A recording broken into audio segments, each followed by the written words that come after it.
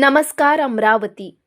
17 मार्च मंगळवारी सकाळच्या सुमारास अमरावती मुख्य बसस्थानकात एक धक्कादायक प्रकार समोर आला आहे। अंजनगावकडे जाणाऱ्या MS06S8947 क्रमांकाच्या एसटी बसमध्ये पार्सलच्या त्रासाने प्रवाशांना मोठा त्रास सहन करावा लागला। विशेष म्हणजे दिव्यांग प्रवासी महिलेकरिता राखीव असलेली जागा पार्सलने व्यापल्यामुळे त्या महिलेला बसमधून अखेर उतरावे लागले। राज्य परिवहन बसमध्ये दिव्यांग नागरिकांकरिता राखीव जागा असणे अनिवार्य असताना ही अशा प्रकारे नियमांचे उल्लंघन झाल्याचे संताप व्यक्त केला जात आहे। घटनेची माहिती मिळताच पोलिसांनी तत्काळ दखल घेत संबंधित व्यक्तीस समज देत परिस्थिती नियंत्रणात आणली। यावेळी या ठिकाणी प्रवाशांची मोठी गर्दी झाली होती। मात्र या प्रकारामुळे एसटी प्रशासनाच्या व्यवस्थेवर प्रश्नचिन्ह उपस्थित झाले आहेत। भविष्यात अशी घटना टाळण्याकरिता ठोस उपाययोजना करण्याची मागणी आता प्रवाशांकडून होत आहे। मला जागा बसू देत नव्हते। माझ्याकडे 2 लेकरं आहे आणि